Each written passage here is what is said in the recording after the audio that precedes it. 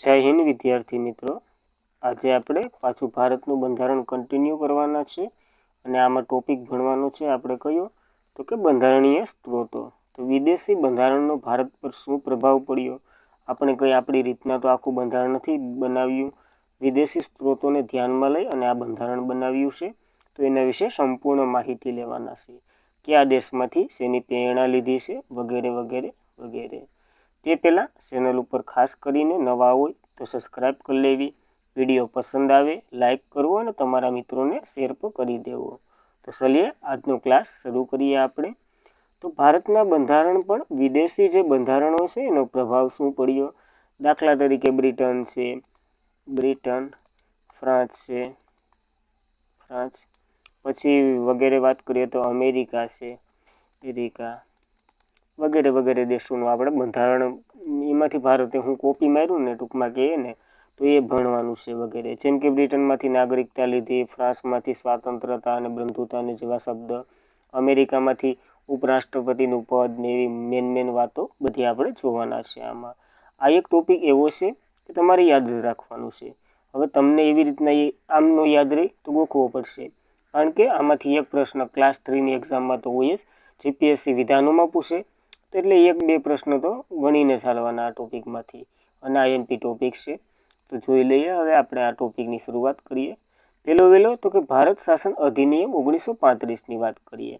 હવે આમાં આપણે કીધું હતું કે બંધારણમાં 2/3 જેટલું કોપી મારેલું છે. એમાં વાત કરીએ તો ભારત અધિનિયમમાં તો કે 10 અનુચ્છેદ હતા અને 321 અનુસૂચિઓ હતી. તો આ બધી આમાંથી જે કોપી માર્યું એ વગેરે આપણે જોઈએ. પહેલી વાત કરીએ તો સંઘાત્મક વ્યવસ્થા અને સમવાય તંત્ર. હવે સંઘાત્મક વ્યવસ્થા અને સમવાય તંત્ર એટલે શું, તો કે કેન્દ્ર સરકાર અને રાજ્ય સરકાર બંને અલગ અલગ તંત્ર. ટૂંકમાં કેન્દ્રમાં જો ઉદાહરણ લઈને સમજીએ તો કેન્દ્રમાં કોણ છે, હાલ મોદીજી છે, અને આપણે જ રાજ્યની વાત કરીએ તો રાજ્યમાં કોણ છે તો કે ભૂપેન્દ્ર પટેલ વગેરે. પાર્ટીને આપણે કંઈ લેવા દેવા નથી, નામથી મતલબ છે. તો કેન્દ્રમાં જો અલગ શાસન છે અને રાજ્યમાં અલગ શાસન છે. તો કેન્દ્રને સર્વોચ્ચ રાખ્યું છે એ વગેરે આપણે જોવું કેવી રીતના સર્વોચ્ચ રાખ્યું છે, શા માટે રાજ્ય મેરે ઓછી સત્તા છે ને વગેરે. કારણ કે રાજ્ય જો 28 રાજ્ય અને 8 કેન્દ્રશાસિત પ્રદેશો છે. બધા જ રાજ્ય ફેડરલ એટલે કે સંઘ બનેલા છે. અમેરિકાની ઘોડા નથી કે તમે કરારથી જોડાવ પાછા તમારું મન પડે તો નીકળી આવ, એવી રીતના નથી. આપણે જો આ 28 રાજ્યને કાબૂમાં રાખવા પડે એના માટે કેન્દ્ર સરકાર છે, અને કેન્દ્ર સરકારથી ઉપર આપણી સુપ્રીમ કોર્ટ છે. તો કેન્દ્ર સરકાર હેરખું ન આવતું હોય તો સુપ્રીમ કોર્ટ હેરખું કરી દે વગેરે છે. તો એવી રીતના છે. ત્યારબાદ બીજી વાત કરીએ, બીજો પોઈન્ટ શું લીધો તો આપણે ભારત શાસન અધિનિયમ 1935માંથી, તો રાજ્યની આધારભૂત સંરચના. તો રાજ્ય બનાવવું તો એમાં શું રહે વગેરે માહિતી આમાંથી લીધેલી હતી 1935માં. જેવી રીતના રાજ્ય કેન્દ્ર વચ્ચે એકત્રીકરણ અથવા તો જોડાણ આપણે જોયું જ હતું. એ હવે આગળ આપણે જે ભાગ પહેલો શરૂઆત કરશું ને રાજ્ય પુનર્ગઠનનો, એમાં જોવું કેવી રીતના રજવાડા એક કર્યા સરદાર વલ્લભભાઈ પટેલે અને પીપી મેનને બંનેની વિશે માહિતી લેવું. તો આ રાજ્યનીતિ આધારભૂત સંરચના આપણે ભારત શાસન અધિનિયમ 1935માં લીધી. ત્યારબાદ ન્યાયપાલિકામાં શક્તિ, એટલે ટૂંકમાં ન્યાયપાલિકાની શક્તિ. તો આપણે ખબર જ છે ન્યાયપાલિકા સર્વોચ્ચ છે, આપણું સર્વોચ્ચ કોણ છે, સુપ્રીમ કોર્ટ છે. અને સુપ્રીમ કોર્ટ સો મોટો અથવા તો રીટ પર જારી કરી શકે. સમજી લો કે હમણાં જ દાખલા તાજેતરનું જ ઉદાહરણ લઈએ તો પોલીસની જે ભરતીને લઈને હમણાં જ પાછું સુપ્રીમ કોર્ટે જે આદેશ બહાર પાડ્યા કે ભરતી બહુ ઓછી છે તો આને વધારો, એવી રીતના પાછી ભરતી આવવાની છે. તો જે લોકો ઓલામાં ફેલ થયા નથી થયા એ વગેરે જોઈ લેવું પાછું. એ બધી ટોપિક હવે મારા કરતાં તમે વધારે સમજતા હશે. તો ન્યાયપાલિકાની શક્તિ સૌથી વધારે એ યાદ રાખવું. ત્યારબાદ રાજ્યપાલનું પદ. હવે રાજ્યપાલના 2 ક્વેશ્ચન પૂછાય. એક પદ વિશે પૂછાય. પદની વાત કરીએ ને તો ભારત શાસન અધિનિયમમાંથી લીધું. તો મોડલ એટલે એની નિમણૂક કેવી રીતના થાય તો કેન્દ્રમાંથી થાય. તો મોડલ કેનું છે, આપણે એ કેનેડામાંથી લીધું. તો આ બેને કેનેડા આગળ આવશે, કેનેડા ક્યારે વધારે ચર્ચા કરીશું. આ જોઈ લેવું ખાલી. રાજ્યપાલનું પદની વાત કરીએ તો ભારત શાસન અધિનિયમ 1935માંથી. તો કયા મોડલ આધારિત આપણે રાજ્યપાલની નિમણૂક કરીએ અથવા ચૂંટણી કરીએ એ તો કેનેડા મોડલ આધારિત લીધેલું છે. એવી રીતના યાદ રાખવું તો વધારે યાદ રહે બંને ફેરું. ત્યારબાદ લોકસેવા આયોગ એટલે કે જે આ પરીક્ષાઓ યુપીએસસી ને જીપીએસસી ને વગેરે જે યોજાય ને સેન્ટ્રલ લેવલની જે એક્ઝામોની પરીક્ષાઓ ને વગેરે એ બધી લોકસેવા આયોગમાં આવે. તો એ પણ આપણે ભારત શાસન અધિનિયમ 1935માંથી લીધું. ત્યારબાદ કટોકટી એટલે કે ઇમરજન્સી કેને હક છે? રાષ્ટ્રપતિને હક છે. વાત કરીએ તો ભાગ 18માં આનો ઉલ્લેખ કરેલો છે.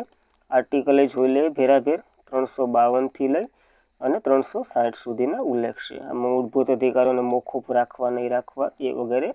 જ્યારે કટોકટીની વાત આવે તો કટોકટી ક્યાંથી લીધેલી છે? તો ભારત શાસન અધિનિયમ 1935માંથી. કટોકટી સમયે લોકોના મૂળભૂત અધિકારોને મોકૂફ રાખવા ને એ આવે ને તો એ જર્મનીમાંથી લીધેલું છે. તો આપણે એટલું ભારત શાસન અધિનિયમમાંથી લીધેલું છે. તો આ પોઈન્ટો એકવાર પાછા રિવિઝન કરી લઈએ વનલાઇનર સ્વરૂપે.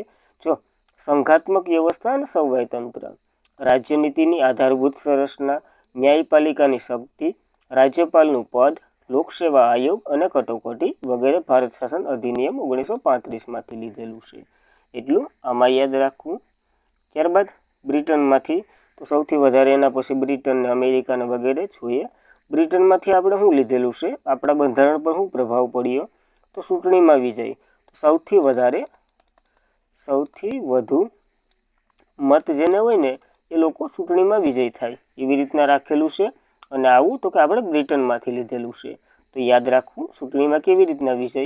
નકર તો અલગ અલગ ચૂંટણીઓ આવે, રાજ્યપાલની તો નહીં, રાજ્યસભાની આવે, લોકસભાની આવે વગેરે, નિમણૂક કઈ થાય ને ચૂંટણી આવે એ વગેરે જોવાના જ છે. આપણે બંધારણ ભણવાનું જ છે.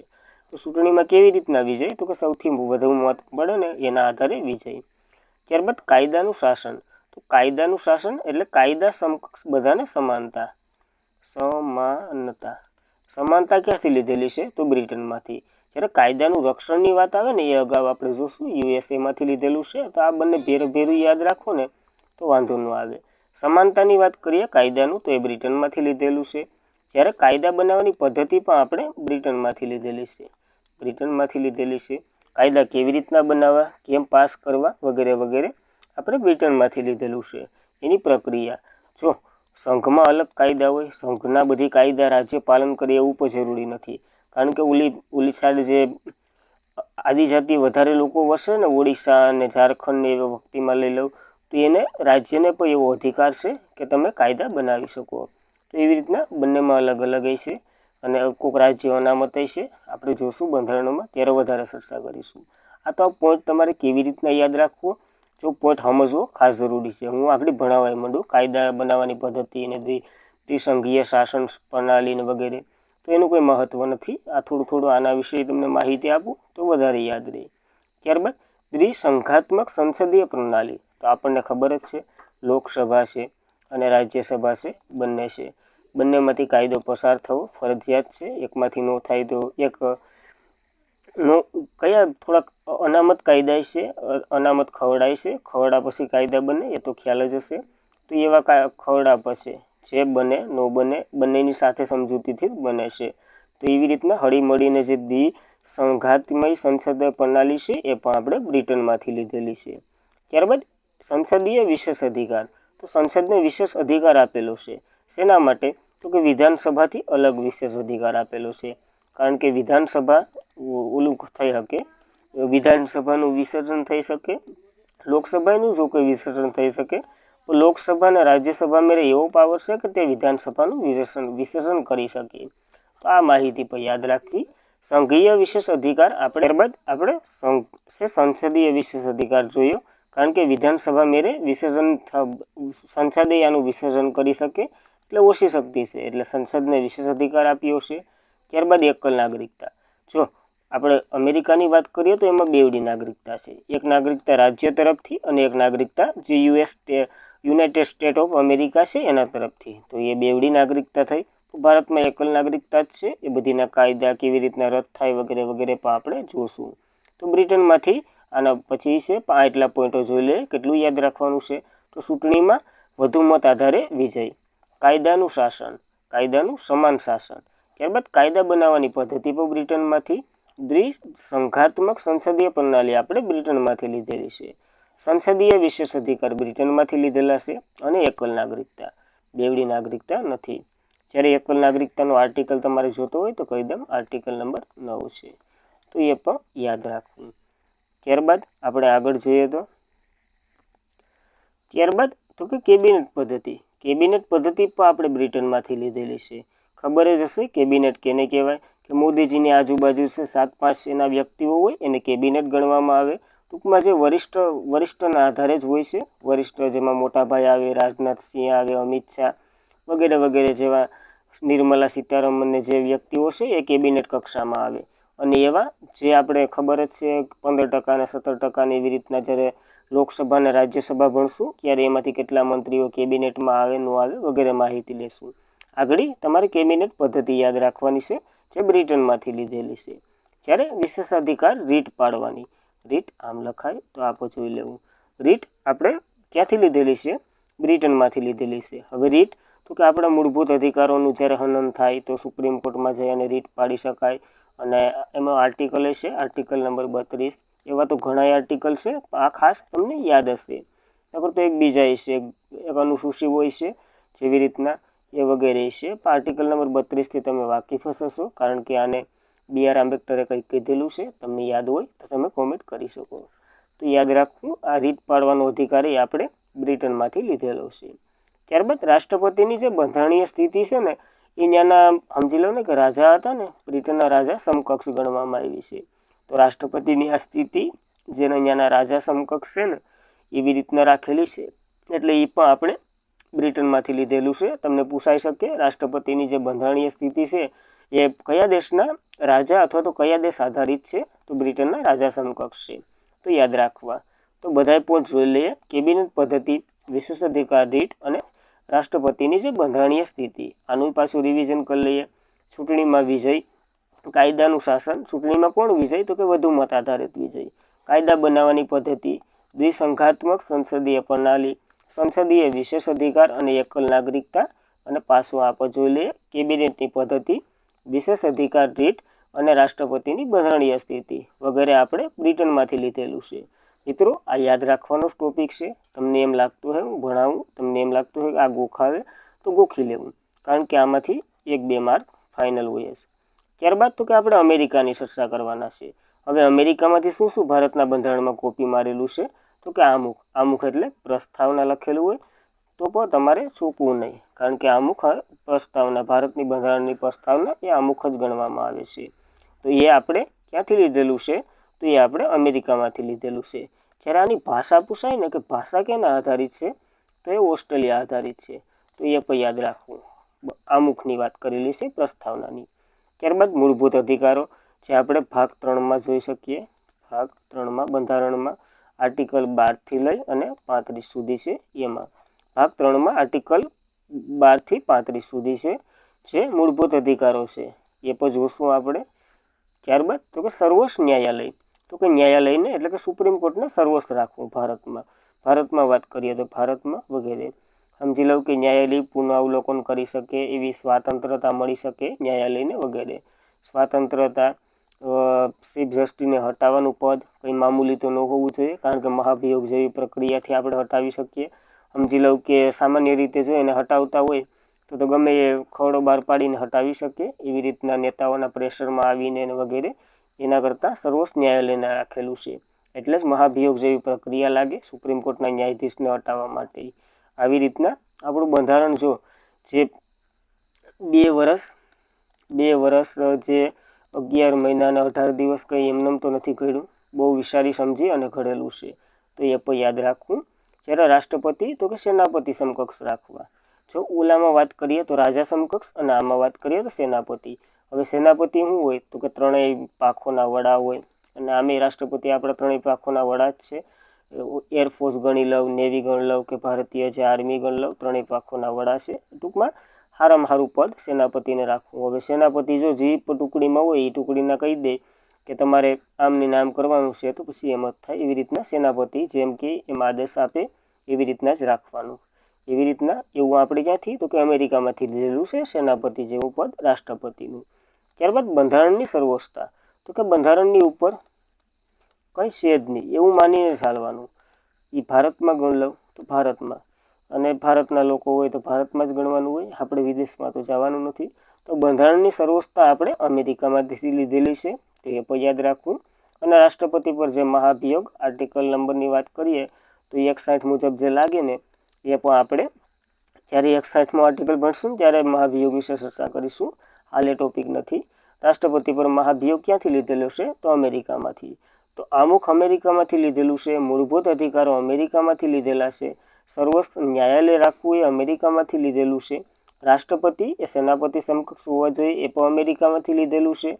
બંધારણની સર્વોચ્ચતા અમેરિકામાંથી લીધેલી છે અને રાષ્ટ્રપતિ પર મહાભિયોગ લગાડવો એ પણ અમેરિકામાંથી લીધેલું છે. તો એટલું અમેરિકા વિશે હસતા જોઈએ, પણ એટલું તો યાદ રાખવું. ત્યારબાદ જનહિત યાચિકા. જનહિત યાચિકાની ટૂંકમાં માહિતી લઈએ ને તો તમારે સમજી જ લઉં કે હું છે અથવા તો તમે છે, તમારા ઉપર તમારા મૂળભૂત અધિકારોનું વગેરે હલન થતું હોય અથવા તો જે ન હોય એ પ્રકારનું થતું હોય. જે આપણે અધિકારો જોવું ને તો એ વધારે માહિતી લેશું. એના ઉપર તમે PIL ફાઇલ કરી શકો છો. હવે PILનું ફૂલ ફોર્મ તો કે પબ્લિક ઇન્ટરેસ્ટ લિટિગેશન થાય છે. લિટિગેશન ટૂંકમાં. તો આ પણ યાદ રાખવું. જે PIL દાખલ કરી શકો અને PILના માતા અને પિતા પર છે. જ્યારે PIL ભણશું ત્યારે એની વાત કરશું, જે ભગવતી અને વગેરે છે એના વિશે. ત્યારબાદ જનહિત યાચિકા એટલે PIL આપણે અમેરિકામાંથી લીધેલું છે. કાયદાનું રક્ષણ કરવું. જો કાયદા સમક્ષ સમાનતા આપણે બ્રિટનમાંથી લીધેલું છે તો કાયદાનું રક્ષણ કરવું એ અમેરિકામાંથી લીધેલું છે. તો કાયદાનું રક્ષણ પણ કરતું રહેવું. અને ઉપરાષ્ટ્રપતિનું પદ આપણને જે આગળ માહિતી લઈ લીધી હતી, આનું પદ આપણે ક્યાંથી લીધેલું છે? અમેરિકામાંથી. તો જનહિત યાચિકા એટલે કે PIL કાયદાનું રક્ષણ કરવું અને ઉપરાષ્ટ્રપતિનું પદ આપણે અમેરિકામાંથી લીધેલું છે. તો આ એટલું અમેરિકા વિશે યાદ રાખવું. ત્યારબાદ કેનેડા આવ્યું. તો કેનેડાની ચર્ચા કરી લઈએ. કેનેડામાંથી આપણે તો કે સરકારના અર્ધ સંઘાત્મક સ્વરૂપ. હવે સરકારનું અર્ધ સંઘાત્મક સ્વરૂપ એટલે શું? તો કેન્દ્ર પાસે જે નોંધ અથવા તો શક્તિ વધારે છે ને એ. તો સંઘાત્મક એટલે કે અડધું. શું રાજ્યની વાત કરીએ અને કેન્દ્રની વાત કરીએ તો શક્તિ કેની પાસે વધારે? કેન્દ્ર પાસે. એટલે કેન્દ્રને સર્વસ્વ માની અને હાલવાનું. તો કે સરકારનું અર્ધ આ બે અડધું ગણાય. અડધું આ અડધું આ. એવી રીતના જો કેન્દ્ર ફંડ બજેટ અથવા તો ટૂંકમાં બધી બહાર પાડે પછી ગુજરાત બજેટ બહાર પાડે એવી રીતના પછી, કારણ કે ફંડિંગમાંથી ફાળવવામાં આવે ત્યાં પછી અહીં આવીને ફાળવે એ અનુદાનને વગેરે ત્યાંથી જ બધી મળતું હોય. તો સરકારનું અર્ધ સંઘાત્મક સ્વરૂપ આપણે કેનેડામાંથી લીધેલું છે. અને કેનેડા આપણે વાત કરીએ તો કેન્દ્ર ઉપર વધારે ભાર આપે છે. જ્યારે સંબંધની વાત આવશે ત્યારે ઓસ્ટ્રેલિયા જોવું. તો આ એક પોઈન્ટ તમે યાદ રાખી શકો. આમાં તો કેનેડા કેન્દ્ર ઉપર વધારે ભાર આપે છે. જો આ બધીમાં કેન્દ્ર જ દેખાતું હોય. જ્યારે કેન્દ્ર રાજ્ય વચ્ચે શક્તિનું વિભાજીકરણ.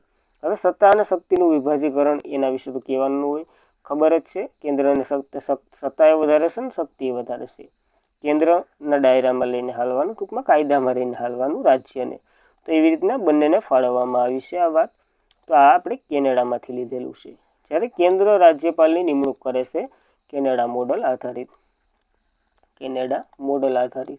તો આ પણ આપણે વાત થઈ જ ગઈ. રાજ્યપાલનું પદની વાત આવે તો ભારત શાસન અધિનિયમ 1935માંથી અને નિમણૂકની વાત આવે તો કેનેડા મોડલ આધારિત. કેન્દ્ર દ્વારા નિમણૂક કરવાની એ પણ આપણે હાલ શરૂ છે. કારણ કે એક કેન્દ્રનો વ્યક્તિ રાજ્યમાં રહેવો જોઈએ. જે રાજ્યપાલ ટૂંકમાં આપણે ખબર જ છે ગુજરાતનું આખું શાસન રાજ્યપાલના નામ ઉપર જ થાય. પણ રાજ્યપાલની શક્તિ કેને આપે? તો આપણે CMને આપે અને CM આ બધી કાર્ય કરે છે. જેમ કેન્દ્રમાં થાય, કેન્દ્રમાં બધી શક્તિ કેની મેળવે? તો બધી શક્તિ રાષ્ટ્રપતિ મેળવે. પણ રાષ્ટ્રપતિ PMને શક્તિ આપે કે તમે બધી કાર્ય કરો. તો એ બધી નામ તો રાષ્ટ્રપતિનું જ બોલાતું હોય, કાર્ય ભલે PM કરે, નરેન્દ્ર મોદી એ જે હોય છે. ત્યારબાદ અવિષ્ટીય શક્તિ એટલે ઓલી જે અવિષ્ટીય યાદીઓ છે ને, આપણે ભાગના 3 સૂચિઓ છે, એક રાજ્યની, એક સંઘની અને એક અવિષ્ટ. જે અવિષ્ટ શક્તિઓની વાત કરીએ તો એના ઉપર કાયદો રાષ્ટ્રપતિ બનાવી શકે એવી રીતના છે. ત્યારબાદ સર્વોચ્ચ ન્યાયાલયનું સહકારી ક્ષેત્ર. હવે આ શું છે? તો કે આર્ટિકલ નંબર આપણે તમને કહેશું જ્યારે ભણશું 143 આર્ટિકલ 143, જે આપણે ટૂંકમાં એવી રીતના યાદ રાખો. ખાલી પ્રેસિડેન્ટ આવશે તો PM અને જે P અને એટલે પ્રેસિડેન્ટ અને જે શું કહેવાય સુપ્રીમ કોર્ટનો જે પ્રેમ એની વાત કરેલી છે. તો પ્રેસિડેન્ટ અને સુપ્રીમ કોર્ટનો જે પ્રેમ છે ને એની વાત કરેલી છે 143. તો સર્વોચ્ચ ન્યાયાલયનું સહકારી ક્ષેત્ર રાષ્ટ્રપતિ એની સલાહ લઈ શકે, માનવા માટે બંધાયેલા નથી અને સુપ્રીમ કોર્ટ સલાહ દેવા માટે પણ બંધાયેલા નથી. તો આવી રીતના આપણે કેનેડા સમાપ્ત કરી શકીએ. એકવાર પાછું રિવિઝન કરી લઈએ. તો સરકારનું અર્ધસંઘાત્મક સ્વરૂપ કેનેડામાંથી લીધેલું છે. કેન્દ્ર રાજ્ય વચ્ચે સત્તા અને શક્તિનું વિભાજન કેનેડામાંથી લીધેલું છે. કેન્દ્ર રાજ્યપાલની નિમણૂક કરે એ આપણે કેનેડા મોડલમાં લીધેલું છે. અવિષ્ટ શક્તિઓ પર કાયદો રાષ્ટ્રપતિ બનાવે એ પણ આપણે કેનેડામાંથી લીધેલું છે. સર્વોચ્ચ ન્યાયાલયનું સહકારી ક્ષેત્ર એ પણ આપણે કેનેડામાંથી લીધેલું છે. યાદ રાખવી આ માહિતી. ત્યારબાદ આયર્લેન્ડની વાત કરીએ તો આયર્લેન્ડમાંથી શું લીધેલું છે? એક તો રાજ્યનીતિના માર્ગદર્શન સિદ્ધાંતો DPSP direct principal state policy એ આપણે કેમાંથી લીધેલું છે? તો આયર્લેન્ડમાંથી લીધેલું છે. સારી સરકાર માટે રાજ્યનીતિના માર્ગદર્શક સિદ્ધાંતો બહુ જરૂરી છે. એના વિશે આપણે ભાગ કેમાં ચર્ચા કરીશું? ભાગ 3માં ચર્ચા કરવાના છે રાજ્યનીતિના માર્ગદર્શન સિદ્ધાંતોની. ભાગ 4માં. ભાગ 3માં તો મૂળભૂત ફરજો છે, તો ભાગ 4માં ચર્ચા કરીશું એની. ત્યારબાદ રાષ્ટ્રપતિની ચૂંટણી કેવી રીતના થાય? જે એકલ સંક્રમણીય મત પદ્ધતિ છે, સમપ્રમાણ પ્રતિનિધિત્વ છે અને ગુપ્ત મતદાન છે ને, આ બધી આખો સિદ્ધાંત આપણે રાષ્ટ્રપતિની ચૂંટણીનો આયર્લેન્ડમાંથી લીધેલો છે. યાદ રાખવું. અને રાજ્યસભામાં જે સભ્યની નિમણૂક થાય ને, કેટલાની થાય એ તમારે કોમેન્ટ કરવાનું છે. નિમણૂક કોણ કરે? રાષ્ટ્રપતિ કરે, અને એ આપણે આયર્લેન્ડમાંથી લીધેલું છે. તો આ પણ યાદ રાખવું. ખાલી 3 પોઈન્ટ યાદ રાખવાના છે. IMP. જો એક રાજનીતિના માર્ગદર્શક સિદ્ધાંતો ડાયરેક્ટ પ્રિન્સિપાલ સ્ટેટ પોલિસી, જે રાષ્ટ્રપતિની ચૂંટણી જે અંગેનો ખ્યાલ આપણે આયર્લેન્ડમાંથી લીધેલો છે. અને રાજ્યસભામાં સભ્યની નિમણૂક, આ 3 પોઈન્ટ આયર્લેન્ડમાંથી યાદ રાખવાના છે. એટલે આપણે આયર્લેન્ડમાંથી લીધેલા છે. ત્યારબાદ ફ્રાન્સની વાત કરીએ તો એમાંથી સ્વાતંત્રતા, સમાનતા અને બંધુતા અને ગણતંત્ર, આ 4 ઓલા લીધેલા છે શબ્દ આપણે ફ્રાન્સમાંથી. અને આમાં ઘણા સુધારા કરીને એડ કરેલા છે. એ સુધારા આપણે અમુક વખતે જોઈશું. સ્વાતંત્રતા એટલે જે 1937 પછી આપણે મળી એ સ્વાતંત્રતા, કોઈના અંડર રહીને, ગુલામીમાં નહીં મુજબ. સમાનતા એટલે તને ને મને ભેરી સમાનતા. OBC ને SC ST ને વગેરેને સમાનતા આપવા માટે તો આ બધી હાલે છે, અનામતો ને વગેરે. બંધુતાની વાત કરીએ તો ભાઈચારા થઈને રહેવાનું. ગણતંત્ર એટલે પદ, જે વારંવાર પદ, સમજી લો કે રાજાની પછી કુંવરને મળે ને એવી રીતના નહીં, ચૂંટણી આધારિત પદ છે, એ પણ યાદ રાખવું આપણે. એટલે ગણતંત્ર. તો આ યાદ રાખવા 4 શબ્દ: સ્વાતંત્રતા, સમાનતા, બંધુતા અને ગણતંત્ર. આ 4 શબ્દ આપણે ફ્રાન્સમાંથી લીધેલા છે, યાદ રાખવું. ત્યારબાદ ઓસ્ટ્રેલિયાની વાત કરીએ તો ઓસ્ટ્રેલિયામાંથી પણ આપણે ઘણું લીધેલું છે. જે વાત કરીએ તો એક તો વેપાર અને વાણિજ્યની સ્વાતંત્રતા. પ્રશ્ન પૂછાઈ ગયો તો યાદ રાખવું. જો વેપાર અને વાણિજ્યની સ્વાતંત્રતા આપણે ઓસ્ટ્રેલિયામાંથી લીધેલી છે. વેપાર કરવા અને વાણિજ્ય વગેરે, વેપાર અને વાણિજ્ય ટૂંકમાં તો એક જ થાય. તો બંનેની સ્વાતંત્રતા આપણે ઓસ્ટ્રેલિયામાંથી લીધેલી છે. તમને મજા આવે એ રાજ્યમાં જઈ અને વેપાર કરી શકો એ વગેરે. સંયુક્ત યાદીની વાત કરીએ તો સંયુક્ત યાદી આપણે જોઈએ જ હતી. એક કઈ? તો કે રાજ્યની યાદી, બીજી તો કે સંઘની યાદી, અને ત્રીજી તો કે સંયુક્ત યાદી. હવે સંયુક્ત યાદીમાં કાયદો કોણ બનાવે? સંસદ બનાવે. જ્યારે આગળ આપણે વિશિષ્ટ યાદી જોઈ હતી, જે પણ ભાગ પહેલામાં જ આપણે વાત કરીશું. વિશિષ્ટ યાદીનો કાયદો રાષ્ટ્રપતિ બનાવે, જ્યારે સંયુક્ત યાદીનો કાયદો સંસદ બનાવે. સંયુક્ત બેઠક આર્ટિકલ નંબર 108 જે એમરજન્સી સ્વરૂપે છે. સંયુક્ત બેઠક કઈ કઈ બાબતોમાં ન બોલાવી શકાય? તો નાણાં ખરડો હોય તો ન બોલાવી શકાય વગેરે વિશે આપણે આર્ટિકલમાં બહુ મસ્ત રીતના ભણવાના છે. તો સંયુક્ત બેઠક આપણે ઓસ્ટ્રેલિયામાંથી લીધેલું છે. જ્યારે કેન્દ્ર અને રાજ્ય વચ્ચેના સંબંધો સારા રહેવા જોઈએ એ માટે આ પોઈન્ટ આપણે ઓસ્ટ્રેલિયામાંથી લીધેલો છે. અને સારા જ હોય 99% તો, નગર બજેટમાં ફાળી નાખે. તો ઓસ્ટ્રેલિયાની વાત કરીએ તો ઓસ્ટ્રેલિયામાંથી 4 વસ્તુ: એક વેપાર અને વાણિજ્યની સ્વાતંત્રતા, સંયુક્ત યાદી, સંયુક્ત બેઠક અને કેન્દ્ર અને રાજ્ય વચ્ચેના સંબંધો. તો યાદ રાખવું એટલું આપણે ઓસ્ટ્રેલિયામાંથી લીધેલું છે. ત્યારબાદ દક્ષિણ આફ્રિકા ખાસ IMP. જ્યારે આ સુધારો થયો હતો ને તે તો આ બહુ પૂછાઈ ગયો, કારણ કે બંધારણમાં સુધારા કરવાનું આપણને પહેલાં એડ નહોતું કર્યું. અત્યારે તો ઓની ઉપર 107ની આજુબાજુ સુધારા પૂગી જાય. 6 તો લગભગ હમણાં મહિલાનો ઓલો જે હતો એ જ છે, 7મો આવકમાં છે, તો ધ્યાન રાખજો. તો બંધારણના સુધારાની વાત કરીએ તો આર્ટિકલ કયો છે? આર્ટિકલ નંબર 368 છે, જે આપણે કેમાંથી લીધેલો છે. અને ભાગ તમારે કોમેન્ટ કરવાનો છે, કયા ભાગમાં છે? તો કે આઈ થિંક 18મા ભાગમાં છે, મને બહુ ખ્યાલ નથી, તો એ પણ જોઈ લેવો. દક્ષિણ આફ્રિકામાંથી લીધેલું છે. બંધારણમાં સુધારો કરવો આર્ટિકલ નંબર 368 મુજબ. તો યાદ રાખવું.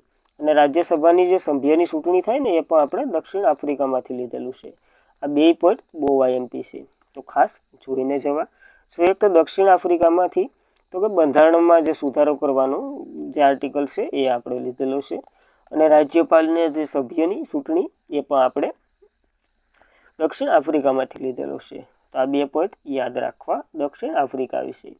ત્યારબાદ જર્મની, વેઇમર બંધારણ છે જર્મનીનું, એ પણ યાદ રાખવું.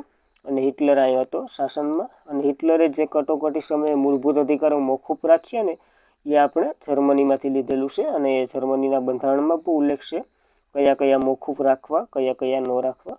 મોકૂફ રાખવા અને કયા કયા ન રાખવા. તો મૂળભૂત અધિકારો યાદ રાખવા. સમજી લો કે 19 છે આર્ટિકલ 19 મોકૂફ રાખી શકાય? હા, રાખી શકાય.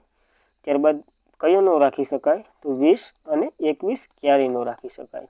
આ આર્ટિકલ આપણે જ્યારે ભણવાના છે ત્યારે ભણશું. નાગરિકતા પછી મૂળભૂત અધિકારો ભાગ 3માં ભણીશું ને ત્યારે વધારે ચર્ચા કરીશું શા માટે ન રખાય ને રખાય. તો જર્મનીમાંથી યાદ રાખવું કટોકટી સમયે આર્ટિકલ મોકૂફ રાખી શકાય અધિકારો. અને કટોકટી આપણે ક્યાંથી લીધેલી છે? તો કે 1935ના જે અધિનિયમ છે ને એમાંથી. તો બંને ઇક્વલ કરીને યાદ રાખશો તો વહેલું યાદ રહે. તો યાદ રાખવું એટલે જર્મની વિશેથી. ત્યારબાદ જાપાનની વાત કરી લઈએ. જાપાનમાંથી આપણે લઈ લીધું છે આ એક આઈએમપી છે, કાયદા દ્વારા સ્થાપિત પ્રક્રિયા. ટૂંકમાં હવે જો બધી જ આર્ટિકલ કમ્પ્લીટ થઈ ગયા. હવે કંઈક એવું સમજી લો કે આગળ એવું રીઝન આવ્યું કે આર્ટિકલમાં સુધારો કરવો પડે એમ છે, તો એ કાયદા દ્વારા સ્થાપિત કરી અને એમાં સુધારો કરી શકાય. ટૂંકમાં કાયદાનો સુધારો કરવાનો છે. જે બંધારણમાં સુધારો કરવાનો છે ને એ આપણે આગળ જોઈ ગયા. કેમાં છે? આર્ટિકલ 368 જે દક્ષિણ આફ્રિકામાંથી લીધેલું છે. તો કાયદા દ્વારા જે સ્થાપિત પ્રક્રિયા છે ને એમાં સુધારો કરવો હોય ને એ આપણે પાછું જાપાનમાંથી લીધેલું છે. યાદ રાખવી આ માહિતી. ત્યારબાદ રશિયાની વાત કરી લઈએ. રશિયામાં જોઈએ તો મૂળભૂત ફરજો જે આપણે 1900 જે ઇમરજન્સી લાગી હતી 72માં એ પછી આપણે મૂળભૂત ફરજો પણ એડ કરી હતી આપણા ઇન્દિરા ગાંધીની સરકારે. એ આપણે સુવર્ણવંશી સમિતિની ભલામણથી કેટલી હાલ મૂળભૂત ફરજો છે? 11 છે. પહેલાં કેટલી હતી? 10 છે. 10 હતી, અટાણે 11 છે. તો આ વગેરે મૂળભૂત ફરજો ભણશું ભાગ 4 એમાં, ત્યારે વધારે ચર્ચા કરીશું. ત્યારબાદ આમુખમાં ન્યાયનો વિચાર. હવે કયો છે? આમુખમાં કેટલા પ્રકારના ન્યાય છે? તો હમણાં જ લગભગ જે જીપીએસસી 1-2 ગઈ ને 2023ની એમાં જ પૂછાયેલો હતો. આર્થિક, સામાજિક અને રાજકીય. આ 3 પ્રકારના ન્યાય આપણે તો કે રશિયામાંથી લીધેલા છે જે આમુખમાં છે. 5 વર્ષીય યોજના આપણે ખબર છે ક્યાંથી શરૂઆત થઈ? 1951થી શરૂ થઈ. છેલ્લે તો કે 2017માં પૂરી થઈ. ક્યાં સુધી હતી? શા માટે 2017માં પૂરી કરી દીધી? તો કે 2015માં આયોજન પક્ષની જગ્યાએ કોણ આવી ગયું? નીતિ આયોગ આવી ગયું એટલે આને સમાપ્ત કરી દીધી. તો 5 વર્ષીય યોજના આપણે કેમાંથી લીધેલી છે? તો રશિયામાંથી. તો 3 પોઈન્ટ રશિયા વિશે યાદ રાખવા. મૂળભૂત ફરજો, આમુખમાં ન્યાયના વિચારો અને 5 વર્ષીય યોજનાઓ આપણે રશિયામાંથી લીધેલું છે. તો એટલી માહિતી યાદ રાખવી. આપણો પરમ મિત્ર. ત્યારબાદ આ પ્રશ્ન ખાસ યાદ રાખવો. તો આ બધા જ દેશો છે ને એમાં એક મેરે અલેખિત બંધારણ છે. એની પહેલાં વાત કરી લઈએ. અલેખિત. બીજા બધા મેરે લેખિત બંધારણ છે. ભારત લઈ લો, America, France, Germany, Japan, Russia. આ આપણે બંધારણની જ્યારે શરૂઆત કરી હતી ને ત્યારે ભણ્યા હતા. અને હાલ ખાસ ભણ્યા કારણ કે જે આપણે બંધારણમાંથી લીધેલું છે આ બધી દેશો મેરેથી જ લીધેલું છે. એટલા માટે આ ભણવું જરૂરી છે. બ્રિટન એક જ અલેખિત બંધારણ ધરાવે છે. નકર Bharat, America, France, Germany, Japan, Russia વગેરે મેરે લેખિત છે. અને ભારત મેરે તો સૌથી મોટું લેખિત બંધારણ છે.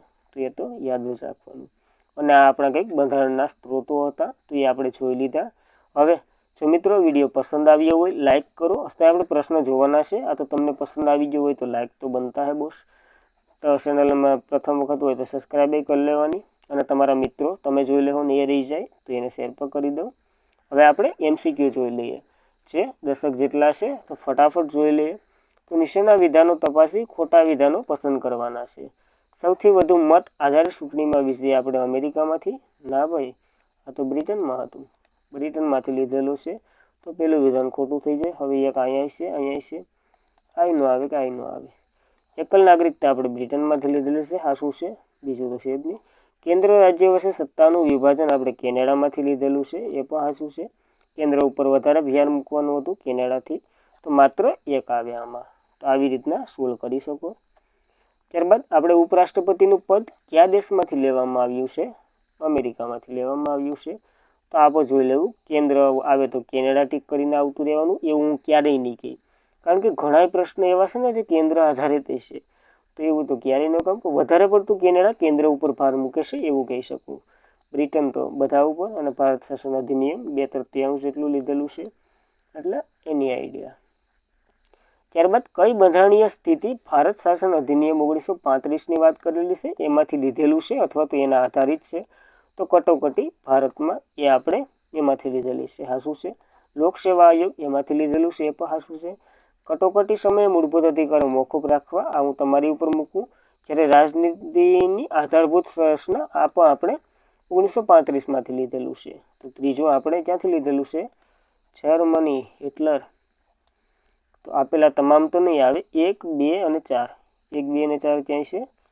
નહીં, નથી. તો આમાં મિસ્ટેક થઈ ગઈ. આ રાજ્યનીતિની આધારભૂત સંરચના આપણે અમેરિકામાંથી લીધેલી છે. અમેરિકામાંથી લીધેલી છે, મને કંઈ ખ્યાલ નથી આવતો કેમાંથી લીધેલી છે રાજ્યની આધારભૂત સંરચના.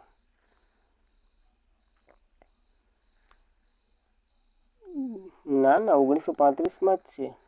હા, 1935માં જ છે રાજ્યની આધારભૂત સંરચના. એટલે આપેલા તમામ તો નહીં આવે. ત્રીજું આમાંથી, આ ત્રીજું ચોથું તો આવે જ નહીં, માત્ર 3. અત્યારે કઈ શાસન અધિનિયમ 19 આધારિત છે? સોરી, આધારિત છે તો એ પણ 1, 2 અને 4 આવે. સોરી, 1, 2 અને 4. આ પ્રશ્ન બધાને ઇક્વલ 1-1 માર્ક મળી ગયા છે, તો જોઈ લેવા. ત્યારબાદ સ્વાતંત્રતા, સમાનતા, બંધુતા અને એક હતો ગણતંત્ર. આ વગેરે ક્યાંથી લીધેલા છે શબ્દ? આપણે કોના બંધારણના પ્રેરિત છે? તો ફ્રાન્સના બંધારણના પ્રેરિત છે. અને આમાં જ આપણે અમુકમાં સુધારો પણ કરીએ. ઇન્દિરા ગાંધી કરે, હું તો નથી કરતો, એ પણ આપણે જોવાના જ છે. ત્યારબાદ નીચેની કઈ બાબતો રશિયાના બંધારણમાંથી લેવામાં આવી નથી? નથીની વાત કરેલી છે. મૂળભૂત ફરજો તો રશિયામાંથી લેવામાં આવી. મૂળભૂત અધિકારો USA લીધા. અમુકમાં ન્યાયનો વિચાર છે, આર્થિક, સામાજિક અને રાજકીય છે, એ પણ રશિયામાંથી લીધેલા છે. 5 વર્ષની યોજના જે 1951થી 2017 સુધી રહી, એ પણ આપણે આમાંથી લીધેલું છે. તો ઓપ્શન નંબર બી આવશે. મૂળભૂત અધિકારો અમેરિકામાંથી લીધેલા છે. ત્યારબાદ નીચેના વિધાનો તપાસી સત્ય વિધાનો પસંદ કરવાના છે. સંયુક્ત બેઠક અને સંયુક્ત યાદી ઓસ્ટ્રેલિયામાંથી લીધેલું છે. સાવ સાચી વાત છે. સંબંધો વધારવાનું કે ઓસ્ટ્રેલિયા? સંબંધો. બંધારણમાં સુધારાનો અર્થ જાપાન? ના ભાઈ, દક્ષિણ આફ્રિકા આવે.